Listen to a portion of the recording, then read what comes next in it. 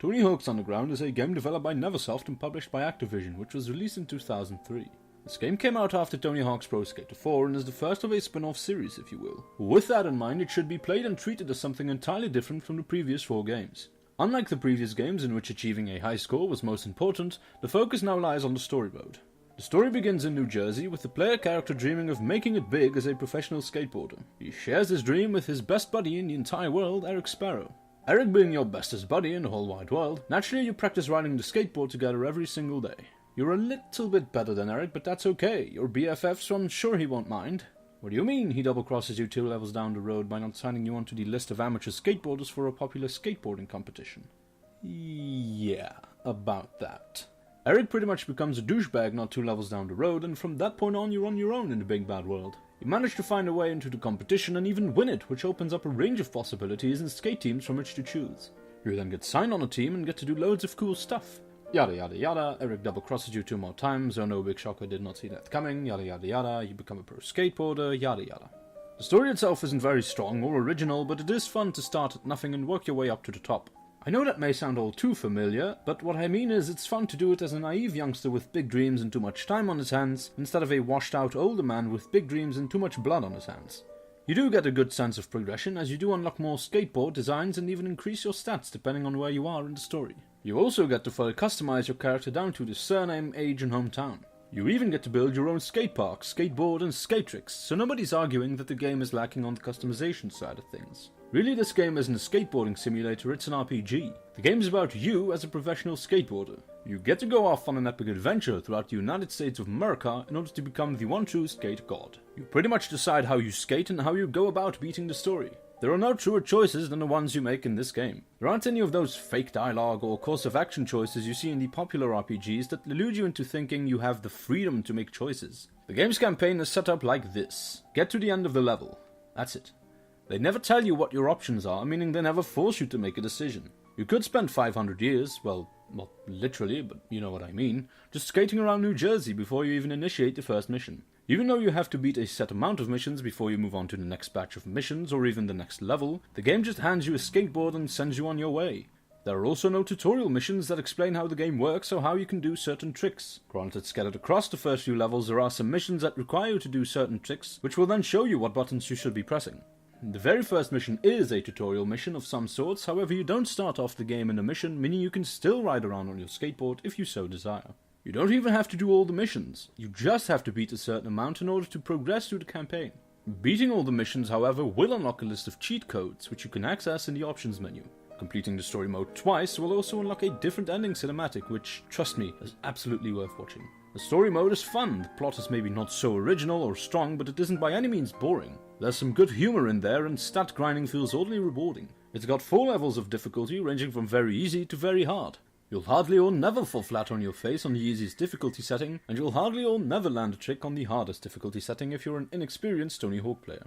There's a total of 9 levels you can unlock through the story mode and even some old school Tony Hawk levels which you can unlock by finding them in the campaign. The downside to this is that if you only want to play the local multiplayer or do some free skating, you'll only be able to do this in the New Jersey level, as all the other levels are unlocked through the story. However, beating the story doesn't really take all that long. It took me about 5 hours to finish it on the normal difficulty setting. I have beaten it plenty of times before, but it shouldn't take longer than 6 to 8 hours if you're a beginner. I've heard some people say that the new skate mechanics in this game are unnecessary, or that they impede the flow of the gameplay, but I disagree. Being able to actually stop and enter walking mode with just one press of a button is incredibly convenient. You can walk upstairs or stop yourself from bouncing around like a maniac. Using the walk mode is entirely optional. You don't have to use it if you don't want to. You can even tweak the mechanics in the options menu. You can disable the walk, manual and revert mechanics and pretend they don't exist. The only thing the story could have done without are the driving missions. They serve absolutely no purpose, don't help the story at all, and the driving just feels clunky and weird. The controls don't respond like they should, the sound is all wrong, and the levels just aren't designed for vehicles, so it's easy to bump into everything. There's even one mission in which you have to fly a blimp and carefully bump into people on the ceiling. There's some footage on screen right now, but you can only really understand how completely arse backwards the blimp controls if you're doing the mission. As I've said previously though, you don't have to do all the missions in the game, meaning you can skip most of the vehicle missions you'll come across simply by picking other missions to complete. But enough about the story mode, let's see what else is in store if you were to buy this game. Besides going off on an adventure of epic proportions, you can choose to just kill time in free skate mode. In this mode you can either skate around freely as the name suggests, or you can try your hardest to set a high score in the timed high score option in any level you want as any skater you want. This mode primarily exists so you can play as your favourite pro skater from the roster in a non-story driven single player environment. As I've mentioned before though, none of the levels will be accessible to you until you've reached them in the story mode. This sort of makes the story mode obligatory, so there goes my speech about freedom. There's also a local co-op mode, which allows you to skate freely much like in the single player version, or alternatively you can choose to play little competitive games with your co-op friend. There's a plethora of games from which to choose. Horse mode is a mode in which one player sets a score for the other player to beat. If the other player succeeds in doing this, the first player gets the letter H. If he, however, does not beat the set score, he instead will be given the letter H. The first player who spells the word horse loses. King of the Hill is what you'd expect from a mode with that name. The player who remains in possession of the crown the longest wins. These are just two of the modes which you can play. All of them are equally fun in their own right, so don't be afraid to bust out a Tony Hawk whenever you're at a party.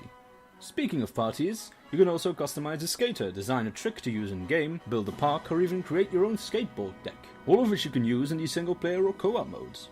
Every single one of these customization options is fully fleshed out. For example, you can add missions, or goals as they are called in this game, to your own skate park. You can even change the name of the guy who hands out the mission or what he says before and after you complete the mission. Creepy? Yes. Interactive? Yes. Tony Hawk's Underground really has it all. You will spend up to 8 hours to beat the story mode once, and after that you'll still have a lot of activities left for you to enjoy.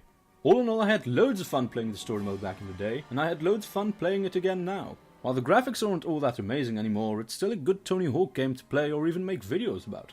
If you're into skateboarding or games about skateboarding, you do well to pick this game up. If you're into neither, you should still give it a try. You may not be interested in the story, but the gameplay feels fast, fluid and fun, and takes skill to master, so it definitely poses a challenge for those interested in looking for one. I was never a skater myself, but I definitely saw the appeal of the game and wasn't disappointed in the slightest. But seriously, that Neversoft clip at the beginning of the game is nightmare-inducing and downright terrifying.